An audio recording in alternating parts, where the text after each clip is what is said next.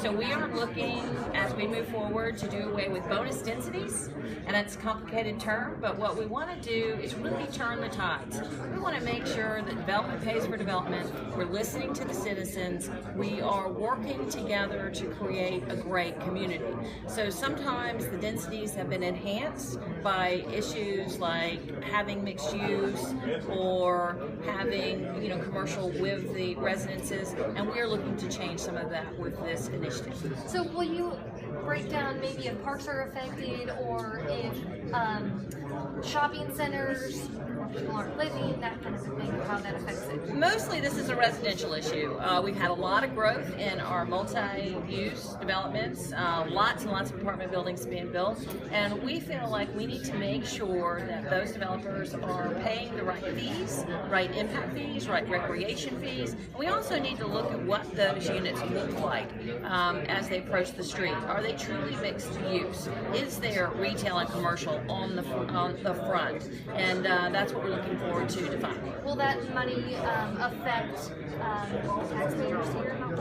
Well, we're going to have a conversation. That's part 3. The goal 3 is to really talk about what fees are collected, what taxes are paid, and if the citizens want to step up and want more opportunity to purchase properties for recreation, we're certainly going to have that conversation in the next few months. Okay, can you give us a timeline in a perfect world when we start to see this? In a perfect world, we'll see this. We'll see final reading as early as May. We have a meeting tomorrow, so we will draft ordinances starting tomorrow, and that will go to our legal department. It will come back to full council for our April meeting. Then it'll go to the planning commission, and hopefully we'll have a final vote in May. How long has this been in the works? This hasn't been in the works very long. We've been talking to citizens. I've been mayor for about 1.5 years, and I asked everyone to get engaged, and they did. They've all been here at Town Hall, and we've been hearing over and over that they want change. They want to make sure that their elected officials are listening, and we are listening. These are issues that they brought up, so we've been trying to determine the proper way to address that, and we're moving forward pretty quickly. We're here to discuss an issue that's of extreme importance to everyone here in the town of Mount Pleasant, and that's growth. In a few moments, Town Council and I will introduce a framework of a new Mount Pleasant growth management plan. We're very excited to share it, and I'm also very excited to stand here with each and every one of these fine council members, and I would be remiss to not mention Chris Nichols. He wanted to be here. He's out of town in Beaufort, and what a great day for us to stand tall here together. Thank you all for being here. Since 1980, our population has grown more than 500%. So make no mistake, Mount Pleasant has changed, it is changing, and it will continue to evolve. That is inevitable. But it's also not all bad. It's obvious, however, that our growth must be responsible, strategic, and properly managed if we're to retain the essence of what makes Mount Pleasant so special. Over the past 1.5 years, there's been more public engagement and healthy civic discourse than ever before in nearly 200 years of history. We, each and every one of us, has spoken with residents from Carolina Park all the way to the Cooper River, and residents from across the Lowcountry who are all concerned about this growth issue in their own community. Public safety, education, recreation, mobility, culture, and how growth affects communities have been on our minds.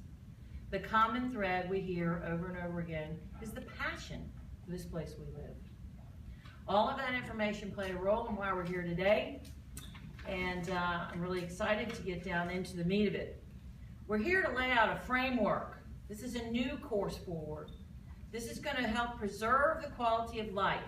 It's going to provide a balance between development and livability in Mount Pleasant during many decades to come. If successful, we, this council and I, believe that this framework will be great and the final plan will inspire changes in the region. We will become a model for other communities. I'm going to go over the goals overview for you today. Threefold. To curb the number of allowable residential units available in new and redevelopment projects. This is being done as a way to manage density and population growth. to ensure costs associated with new development and redevelopment are borne by those that are responsible for the development, to raise funds for open space, public recreation, and other issues that enhance livability in Mount Pleasant. Now a bit about each of the goals and the objectives and how we're going to get there. Goal number 1. First, in regard to curbing the number of allowable residential units, today we have lots of mechanisms in place that help developers get more density, particularly in mixed-use projects. We aim to retire those. We plan on taking 4 steps on this front. The first 3, which will be acted upon in the very near future, are amend the Town of Mount Pleasant zoning code to eliminate all bonus density allowances. Amend the Town of Mount Pleasant zoning code to eliminate increased densities in mixed-use planned development, and add 100% street frontage requirement on all mixed multifamily projects that are in the urban corridor. Further along in the process, we're going to explore how big the urban corridor actually is. The incentives that are being retired were largely put in place in the last decade at a time when investment was low and the economy was in tatters. It's important to note that nothing here today is being presented as a moratorium on growth. Our dedication to engaging streetscapes is testament to what we're trying to accomplish. Rather, the town policies implemented years ago have been very, very successful, and that's why we're here today. Mount Pleasant is in a strong market position. It's time to adjust, and it's time to set the threshold for participation in development. Goal number 2. Our second goal is to appropriately position the cost of development with those responsible for the development. With that in mind, we intend to increase the transportation impact fee, eliminate the waiver of recreation fee for developments that provide dedicated amenities. When you build a new apartment complex or redevelop a shopping center, it's going to impact town infrastructure. We want now to bring those fees to a more appropriate level. Developments that have included dedicated amenities as pools and playgrounds were able to forgo their town recreation fees. In the future, that will not be an option. Going forward, development will have a larger role in funding development. Goal number 3. The first 2 goals are aimed at management. The third is about enhancement. It's the exciting one. It's the opportunity for the citizens to really have some play here. So, throughout the town, there are numerous properties that play a key role in preserving our quality of life and our culture here in Mount Pleasant. We have a booming population. They want public recreation, more and more of it, and they want recreational lands, and they want that to increase. In an effort to obtain such property for public use and benefit in the coming months, we're going to explore the possibility of a limited term tax that would generate revenue, and that revenue would be needed for these purchases. No properties are targeted, but we want public conversation. We want to engage the citizens to find out how they intend for us to move forward to protect those important lands. Many of these actions I've outlined will take place quickly. Chris O'Neill soon will be up here to address you and the timeline that we have going forward. The planning and decision processes that were made today and going forward were not made hastily.